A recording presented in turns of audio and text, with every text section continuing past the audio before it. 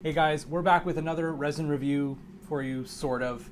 This is one that you've heard before, but we're going to do it again by popular request because of the minor revision that Bluecast made. Bluecast XOne version 2. Now, I don't exactly know what this pigment is. They wouldn't tell me. If I did, then everyone would be using it probably.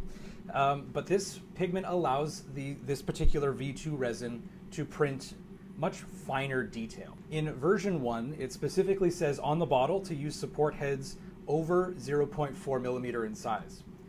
My theory is that this may be because the resin is such a soft and flexible material, but it's not strong. It's very foam-like in its feel. And as such, it can break away from those supports fairly easily. However, the chemistry hasn't changed, and I see that on the bottle they've actually removed that 0.4 millimeter warning. During our tests, we've actually kind of changed things up a little bit. We're still running the same models, but rather than just throwing them all on the bed and using identical supports and everything, I've started to do a graduated system. So I'm testing the resin at a different level. I start off by printing with a single support on the lowest point, and then I add more supports as I go up, until the point where it becomes like, that's clearly over supported, that's ridiculous. My thought process is that we're pushing the resin, we're testing how strong it is, we're just adding another level of knowledge to the testing process.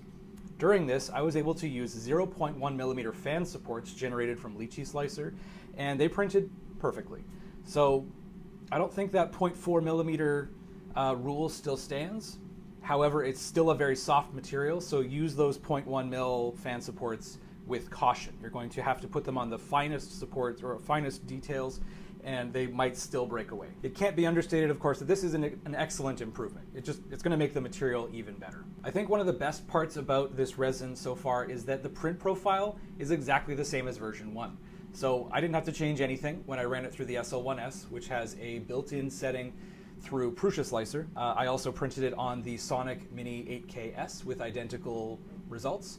The X1 seemingly having very smooth surfaces. X1 has a very odd, uncanny smoothing effect. Even if you're not using anti-aliasing, layer lines just don't seem to appear. They're very minimal across rounded and steep angled surfaces. This, I suppose, is a testament to Bluecast's dedication to testing and dialing in the ideal exposure times for all of their materials. I don't think there's a machine out there that they haven't dedicated time to and developed a print profile for, so thank you very much, Bluecast. This is one of those big reasons why I would rank Bluecast as one of the top companies designing resins today. Bravo. Post-processing for X1 V2 is identical as V1. I wash my prints with a pre-wash, it's a dirty wash, of Monocure Resin Away, a non-alcohol solution that really helps break down the resin rather than diluting it like alcohol does. It also keeps working even if it looks like swamp water, so it just keeps working away. Then I do a clean wash in 99% ethyl alcohol. And at this point, I actually just let it soak in that bath for about 15 minutes. After that, I put it into the CW1 for a warm air drying cycle of around 20 minutes at about 30 degrees Celsius.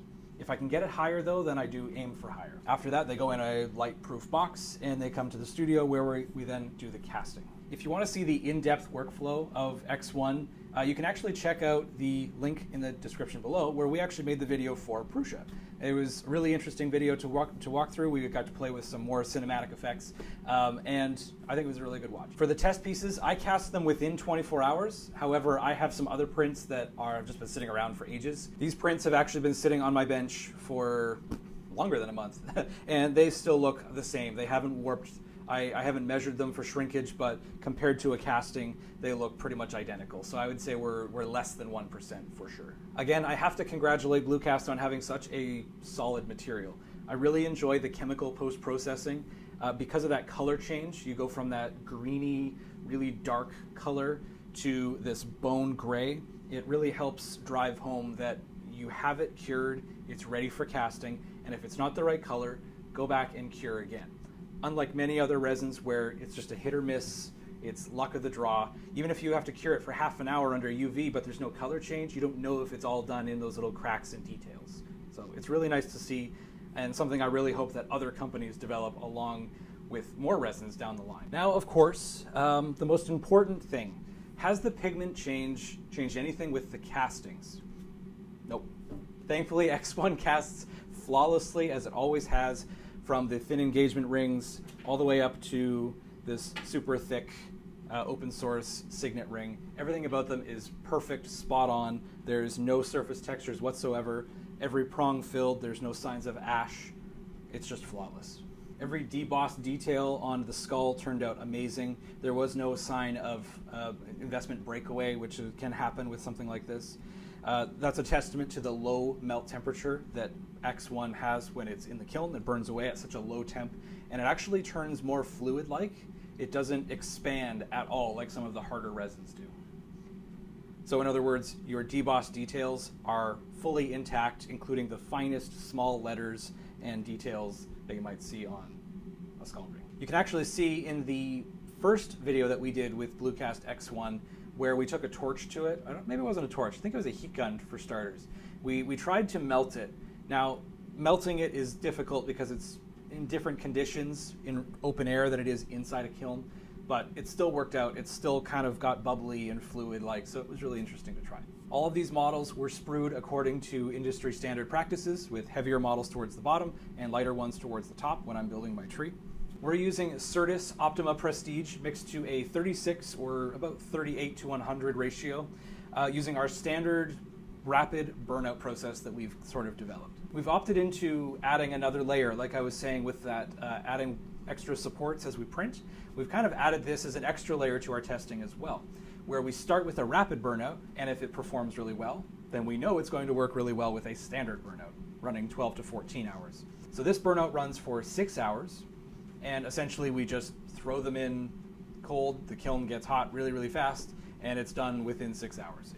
We'll do a whole video on that later on. XOne of version 1 or 2 has been one of those materials that has such a low ignition point that regardless of which burnout you do, it's most likely going to burn out really, really cleanly, and they've always touted it as having rapid burnout capability. So XOne is, in our opinion, still one of the absolute best premium materials on the market today that have very few contenders that can match for pretty much any casting type. I would still pick this material for highly detailed models, heavy solid designs, and models with delicate debossed details like lettering, engraving, and stone settings where you don't intend to cast the stones in place. Now, I have made the decision to demote this material down from the absolute pinnacle of the absolute best for general jewelry purposes because of a few reasons.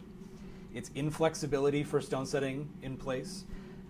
This has become very popular nowadays. It saves so much time. Higher end stones like diamonds are becoming so cheap and easy to get, and they handle burnouts so well that it's worth the time to start investigating stone in place casting, and XOne is not flexible enough to handle that. And it's actually Bluecast's own admission, because they've developed another resin called X Nova, which is specifically designed for stone in place casting. It has that flexibility for prongs to open up and hold the tension. XOne cannot do that very well. I've also chosen to demote it because of the long exposure times for prints compared to many of the others that we've tried. One of the more recent ones from Monocure actually is less than a second, whereas XOne is still about 7 to 8 seconds depending on your printer. And lastly, the support size, the restriction. Now, it's, again, not really a super big restriction. We just did say that it can do 0.1s, but it's not really structural, and you have to have some kind of support material. We have tried other materials with much smaller head sizes with flawless details every time, and they didn't need as much support as XOne does because it's such a soft material, it does pull away fairly easily. Now, once again, for support head sizes and those ultra fine details, Bluecast does have an answer with X Filigree V2. So they're not leaving you out in any particular way. It's just that this particular material it can't cover the entire spectrum, and there are some out there that can do that. So Bluecast isn't really behind on the innovation.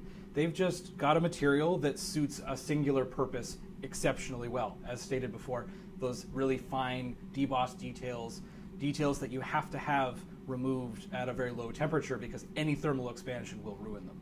That is where Bluecast shines the most. I feel like I'm really getting nitpicky now, but I mean, as the years go by, we're starting to get better materials. They're just coming out, And it is what it is. They're starting to fall more into categories and less into a ranked list.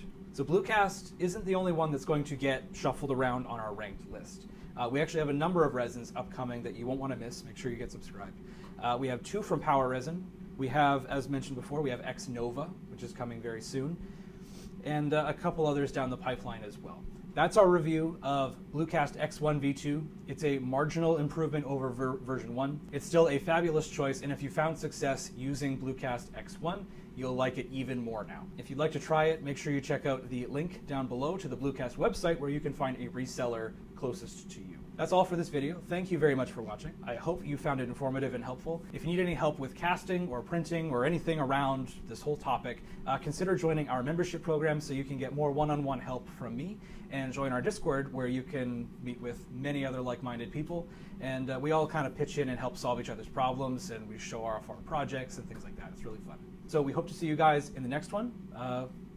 See you later.